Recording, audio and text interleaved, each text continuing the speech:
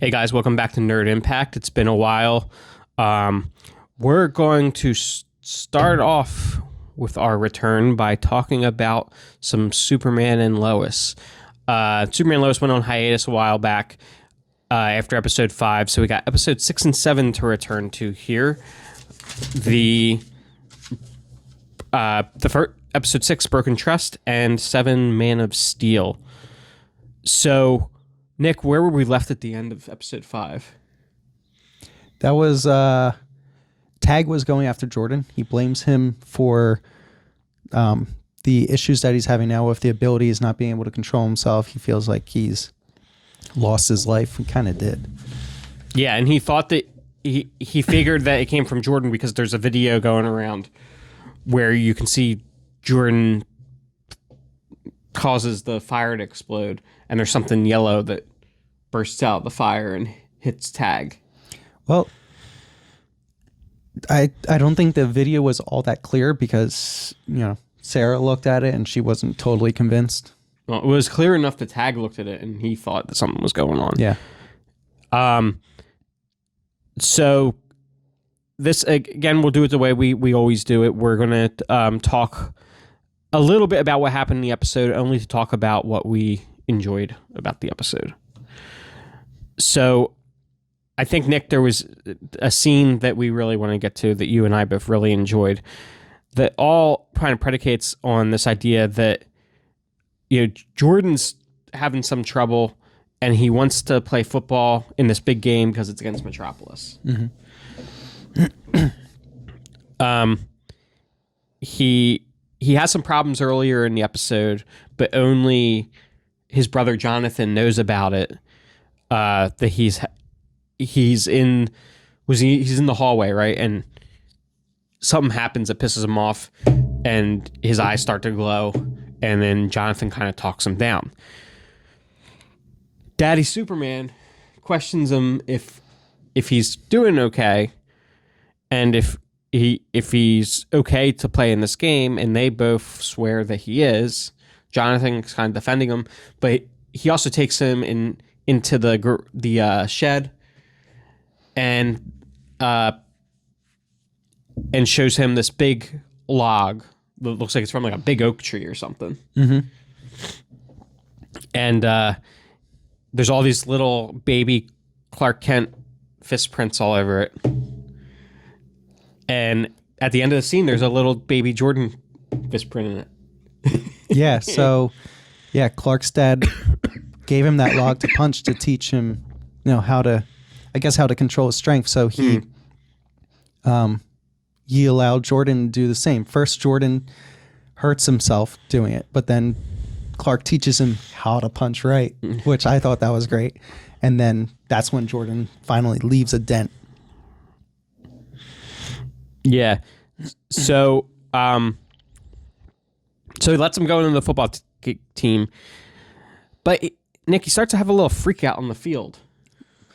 Well, okay, so the Metropolis team is ganging up on him and Jordan, or him and John, mostly Jordan though. And man, they get on top of him and they're beating on him, and then his eyes start to glow, and Clark recognizes what's going on right away and rushes over to him. And this is both of our favorite part of this episode. So Jordan is like, he's about to lose control, and Clark sticks his hand in front of his eyes and tells him to just let it go. And it causes his heat vision causes Clark pain. Clark's there like wincing as Jordan's just letting all of his optical discharge out, and you see Clark's hand glowing as he's like wincing. Yeah, which is interesting because Jor-El said that Jordan would never be like him, but it seems like Jordan's having more strength than what Jor-El first theorized he would. I think he's going to get... He might not be as powerful as Superman, but I think he's going to exceed it, like all of our expectations. Yeah, I think the big thing what Jarrell was saying though was that his powers would always be inconsistent. Did he say that? Yeah. I don't remember him saying that.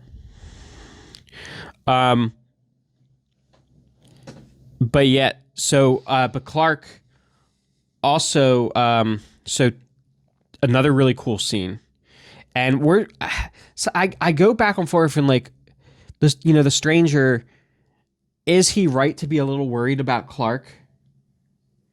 Because you almost get a little hint of like the injustice of Superman sometimes in this Clark. Like he might sometimes be right at the brink of losing control. Well, right at the brink of taking things a little bit too far. As he explains in this episode, he has the same feelings as Jordan. He just, every single time, he has to check himself, keep his emotions in check, which is understandable because just because he's an alien, a Kryptonian, doesn't mean that he has different problems or different emotions than a human would. Right, and he was raised as a human. Yeah. But what I'm getting at though is there's a really cool scene. Tag takes Sarah because he's desperate to find somebody to help him. So he trusts Sarah, so he takes Sarah. Well, first he comes to the house and he hurts Sarah by accident, so she's knocked out. And then he takes her and to Metropolis, and Clark finds them. But the DOD shows up. And they fire on this kid with live rounds. Not just live rounds, but live rounds laced with kryptonite. And Superman rushes in front of them and takes it. And, our Superman's a big boy. He can take care of himself, but he's a little bit pissed off. And he rushes up to one of the soldiers, and his eyes are glowing. And you can tell he's just about to lose it. And he's just stand down. See, I think, now that I think about it, I think there will be some morality struggles with Clark, probably more than what we expect or what we have seen in TV shows so far. Mm-hmm. Well, and what if they really pushed it, and at one point they actually kill off one of the kids? I don't think they'll kill off a kid. Maybe severely wound one of his kids, and that pushes him too far. Mm-hmm. But anyway, so also we have Jordan and Jonathan leave the hotel room when they're not supposed to and get in an altercation with the Metropolis boys. And Jordan loses it and goes to punch one of the kids, which we know would probably kill him because he's going for his face. And Jonathan puts his hand in front and breaks his hand. Oh, yeah. Or arm. Nick, you had an interpretation that you think might be going on in this scene. So they showed a shockwave, which I'm not sure if it's just for effect or what, because if a normal human strength, put your hand in front of Jonathan's punch, your hand would just be shattered. There wouldn't be a shockwave. I felt like he had some superhuman strength at that point, and actually, because he was able to push against Jordan's the force of his hand, created the shockwave. Mm-hmm. Right. Well, and we don't know what force he was punching with. But you would think the way Jordan was able to indent that big freaking log and some of the other stuff we've seen, that Jonathan's hand wouldn't stop Jordan from hitting the guy in the face. It would just keep going. Yeah. See, that's why I think there might be something there. Could be wrong. Could just be effect. Don't know. Okay, so also Lois and the stranger who's right now going by Marcus, go off at some point into the mines, and they get some samples of the X-kryptonite. Morgan Edge, meanwhile, is putting together this young executives thing he's putting Lana in charge of. And Lois asks Lana to keep an eye, or puts a bug in their ear at least. Lana doesn't agree at this point, but to keep an eye on what's going on with Morgan Edge. And we're not sure if it's by the end of this episode or the beginning of the next episode that Lana agrees, but she basically agrees because of what happens with Sarah. And she starts, I think it's next episode, she starts to see like some shady things going on. She starts to worry maybe Lois is right about Morgan. Mm-hmm. Because I'm not sure if we're dipping into the next episode at this point, but we can just go into it, right? Well, before we do that, I just want to say, like, I think this episode, the scene with, we love seeing the father-son stuff. Love seeing Superman trying to struggle how to be a father, especially for kids that are developing superpowers, or at least one of which is, and all the complexities of that. So the scene was really cool of him, like, I love all the scenes of him trying to protect Jonathan from himself. Or Jordan. I mean, Jordan from himself, yeah. I keep doing that too. Well, I say that because in the comic books, he only has one son, and it's Jonathan, and he's the one with superpowers. But I think the biggest thing about this episode is it builds to the next episode, which is quite possibly my favorite episode of the season so far.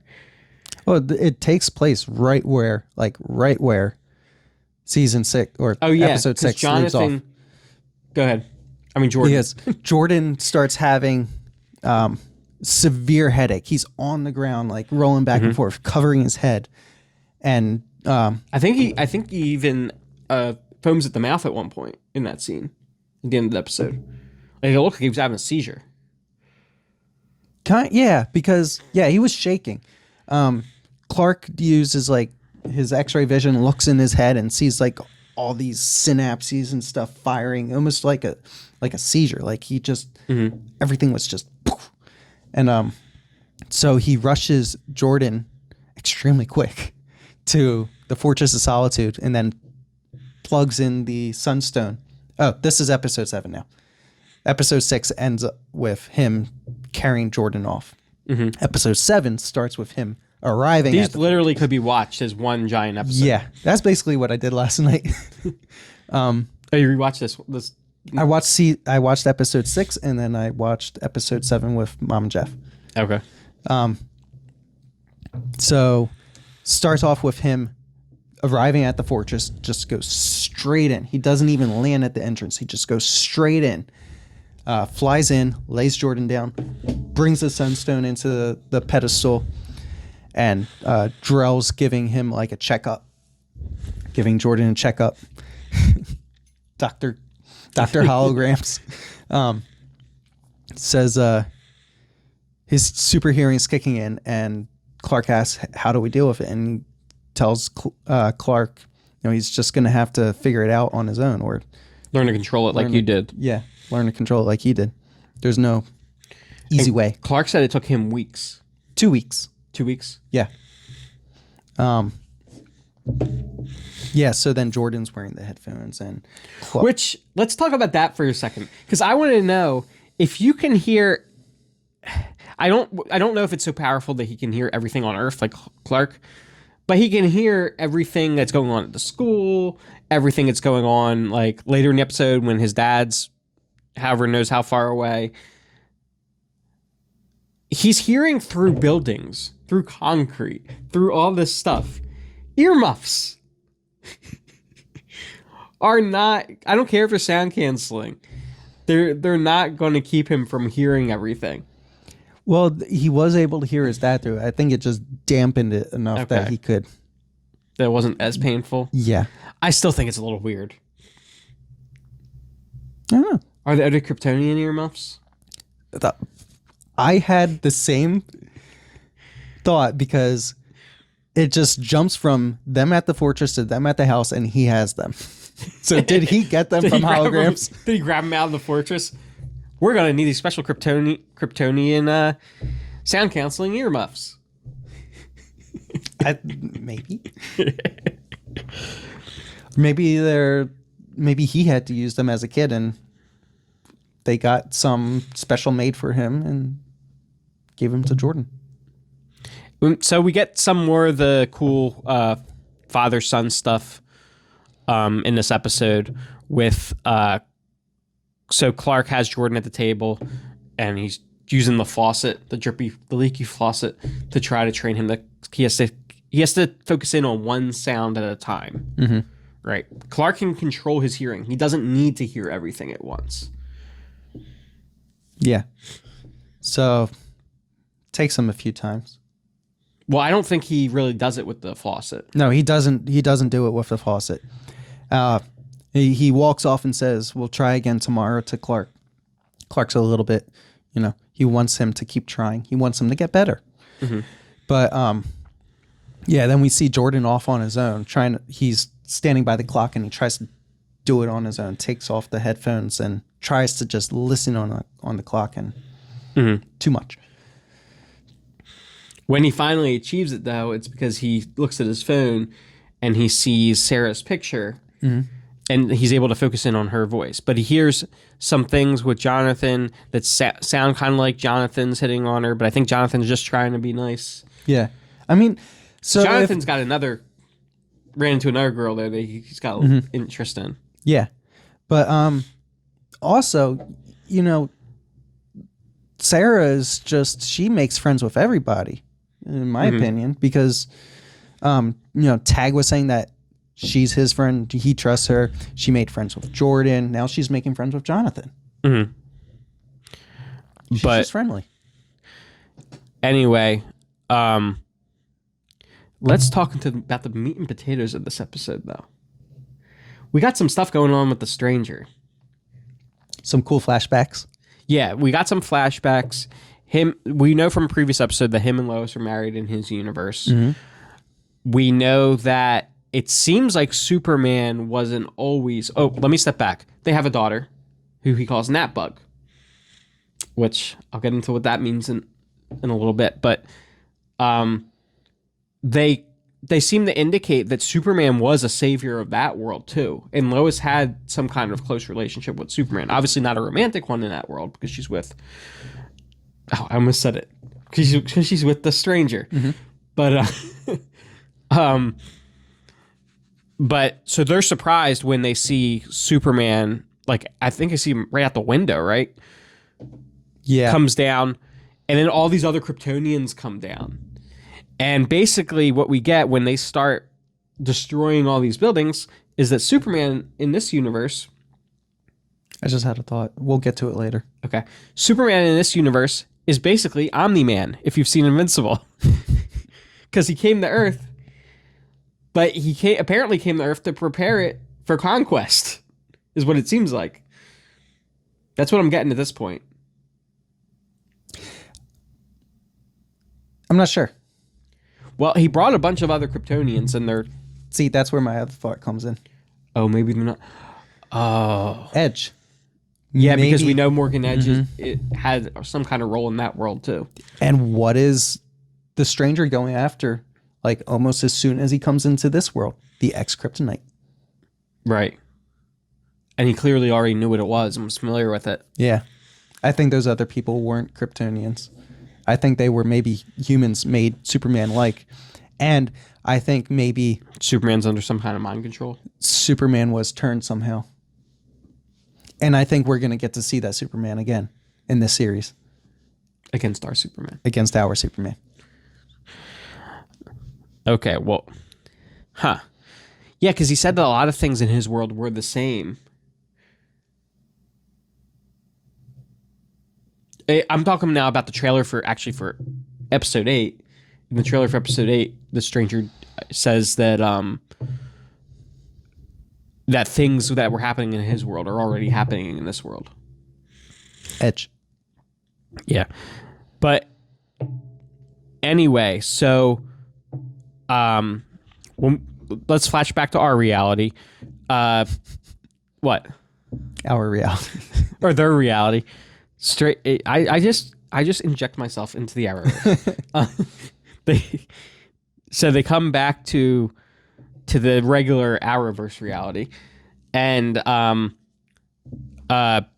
the stranger gets his hands on the X-Kryptonite and agrees to give it to Lois and Clark because he wants to meet. Lois agrees to set up a meeting with Superman.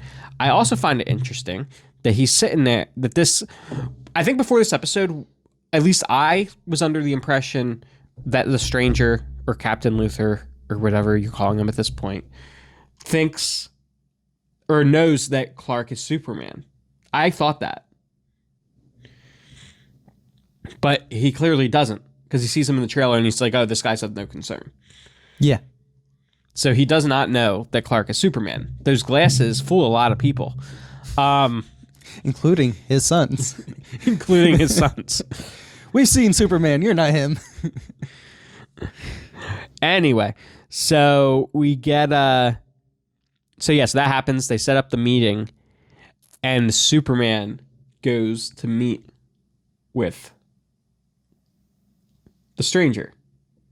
Meanwhile, Lois uses the fingerprints that are on the container that he gave to them with the X-Kryptonite to find out that the fingerprints belong to John Henry Irons, deceased. In our universe, deceased. But in that universe, not deceased. Very much alive. And right after that scene where they say it's John Henry Irons, it flashes to John Henry Irons saying, "You're not the Man of Steel, I am." And he has the glove and the hammer flies into his hand. The freaking kinetic energy hammer that, if thrown from a far enough distance, can deliver a blow equivalent to that of Superman. We got freaking steel in this shit. But what's interesting, so this is like... What's up? Any comments? I loved seeing how we got up to this moment with the flashbacks, with him and his daughter building the armor. But they're also doing other things that we don't know about, like, because they show him working on the glove before this, but we don't see the hammer until that scene. So Yeah. I like the build up to that. Yeah. And when they were like... Because when they were saying... When he was calling her Gnatbug earlier in the episode, I was like, Gnatbug. And I'm like, I knew I should be making a connection, but I wasn't. And then when he says, I'm the Man of Steel, I was like, oh shit. Natasha Irons from the comics. But in the comics, she's actually his niece, not his daughter. But this is also another reality that he came from. But and as a whole, the Arrowverse is another reality than what you're reading in the comics. So even if they had done that there, it wouldn't matter. But anyway, but Natasha in the comics later does become Steel herself. So that was cool. So they also explain why they've been calling him Captain Luthor. It's because the AI was Luthor Tech, and they didn't reprogram it. Mm-hmm. They didn't have time to reprogram it, so we still called him Captain Luthor.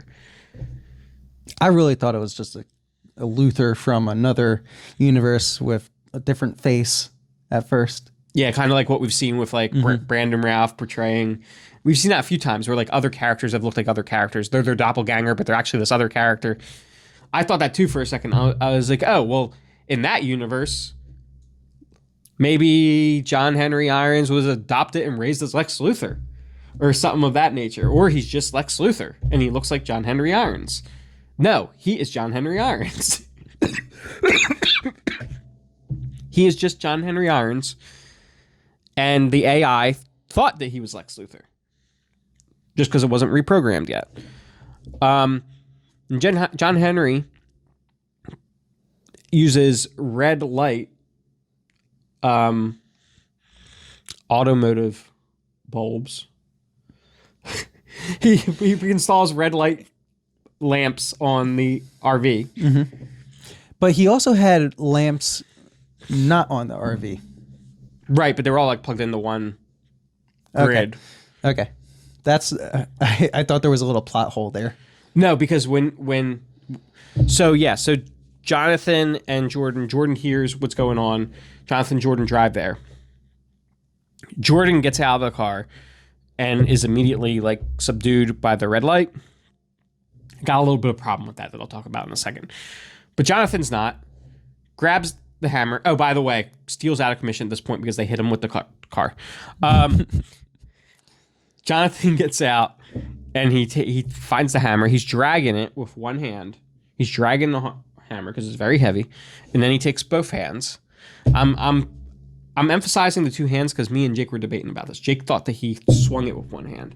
I rewatched it a couple times. He does indeed have to struggle and swing it with two hands. And he can't even get the hammer up that high when he does it. It comes almost like from underneath and hits the lights. So I'm still of the mindset that was not a demonstration of super strength. But anyway, he hits the lights. They blow out. Then you see all the lights blow out, like down the line, like. So they're all on the same circuit. See, I thought there was a plot hole there and that they weren't on the same circuit. Mm-hmm. And when he hit the lights, the other lights shouldn't have gone out. No, that's the way I remember it, at least. But but here's my problem with the red lights. Superman's home planet was bathed in red light. Red light just means that he just doesn't have powers under a red light. And I think typically in the comics, even if he's already been charged with yellow light, it takes some time for that yellow light to work its way out of his system. My point is, he shouldn't be weakened and debilitated by the red light as if it's kryptonite. That's not the way it works. Well, also, we got to consider that he was just in a fight. He was still getting hit pretty hard. Okay, but Jordan gets out, and it looks like he's being exposed to kryptonite. Jordan just immediately is falling down. We don't know what's going on with his body. we can't make a diagnosis on this. Well, let's ask Dr. Holograms next time, okay? Dr. Jarrell, what is your diagnosis? Well, his body's becoming too reliant on the Kryptonian DNA, so now he's... I don't know. Anyway, it was a little weird. We also... we have a side plot going on in this where Morgan Edge, this Young Executives thing, is actually him putting together a team that he's going to give superpowers to. Maybe a la Superman Revenge Squad. Which Morgan Edge leads in the Morgan Edge has a team in the comics that are tasked with basically taking out Superman. It's called the Superman Revenge Squad. So all the comic book stuff, just assume I don't know it. Because this is news to me. Nick's our everyman. Well, not really, because you have a lot of knowledge on this stuff, just not nearly as much as you. But he knows more about anime. So let's talk about. So what? Oh, what's the girl's name? Sarah? The one working for Edge. The main one with powers. I can't remember. Lar? Do you call him Lar or something? Lar? I don't know. Wait, I might still have the page up. Anyway, we're told that she's the only one who hasn't had issues after hasn't shown any signs of rejection. Any signs of rejection, from the procedure.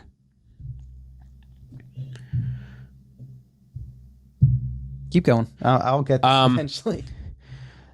Yeah, so Edge was also speculating that Lana wanted Kyle to be chosen, which I think for a couple of reasons she actually didn't. One being that she knows something weird's going on. And didn't want to get Kyle mixed up in it. But one of her friends was picked. So we'll see what happens there. Yeah, but we're going to have some superpowered beings walking around. So Lana was like saying she'll see what she can do for her friend. Didn't get her onto anything. And then her friend shows up saying that Edge approved of the position and that Lana, what did he say? That Lana made a push for it or something like that? No, he said that it was seeing them together. Mm-hmm. That is why he picked her. Okay, yeah. So Yeah, something weird's going on. Lana's definitely catching on. Or Morgan's catching on to Lana. Oh, poor Lana. Maybe she's going to be the next one. I'm wondering if he selected her friend to kind of push Lana's buttons a little bit to see what's going on. See if he could make Lana nervous enough to. I'm thinking she might end up in the young executive program. Not by her choice. Yeah, maybe. That'd be interesting. We'll see. Actually, Lana in the comics, in the more recent comics, does receive Kryptonian powers somehow. And in the comics, her and Steel get very close. You think Kyle's going to be out of the picture sometime soon because of Edge? And the Steel end up with John Henry will end up with Lana. I don't know. I don't know if they have. I haven't read it directly. I've read about it, so I don't know if they have what type of relationship there is between Steel and Lana. I know at least that it's a close friendship, and that there's a cover that shows. I don't know if she dies or if she's just hurt, but Steel's holding Lana, kind of a la Superman holding Supergirl in Crisis on Infinite Earths. So anyway, eventually the parents at the end of this, Lois and Clark, decide that they're going to tell the kids everything. I'd like to see a little bit of that conversation. It just cuts short though with Jordan asking, so what was the deal with that guy tonight? Yeah. So yeah, like what that'd be interesting to see, because how many things would we learn from that conversation that have gone on in this universe? Because we haven't seen the vast majority of Superman's history, and a lot of his villains were used as villains in Supergirl and treated like they were new villains. So who has Superman been fighting all these years? Maybe they cut that part because of lazy writing. Or the next episode could start. I think it's the last few episodes have started right at the end of the previous episode. That seems to be something they've been doing. Yeah, like right at the end. But this part, it cuts away to Luthor being locked up. John Henry. I'm sorry. John Henry being locked up, and he's flashing back to his daughter. And Nick, you just blew your cover. Nick is actually an AI created by Lex Luthor. Oh, shit. Full control of the RV, so you better watch it. So yeah, it flashes away to Luthor being in locked up, and he's having the flashback, and the last thing he says, or the last thing it shows he says to his daughter is, "I won't be long." And it echoes in his head as he's sitting in a cell. So I wouldn't be surprised if we do see Natasha at some point in this series. I think so too. I'm still one of the questions I really want to see answered is how he got there in the first place. Was it just a result of the crisis? Because that's happened in a few other of these series, right? Where you had just random characters that were displaced by the crisis, right? And just showed up in the Earth Prime or whatever they're calling it. Yeah, but we also know that there's a new multiverse. True. There is a new multiverse. So I guess that's a question in and of itself. Is he from the new multiverse or the old multiverse? Yeah. Did he come of his own volition, or was he part of whatever happened during the crisis that caused some people to pop up? See, if he just popped up on his own, he wouldn't have his tech. That is true. He had the ship and everything with him. Yeah. Huh. Okay. What if that Superman isn't even originally from that universe? Because somebody had dimension hopping, universe hopping tech.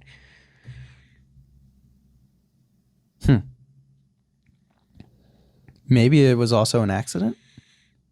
But I'm sure we'll see it. We'll see it at some point. All right. Anything else? Nope, that's it.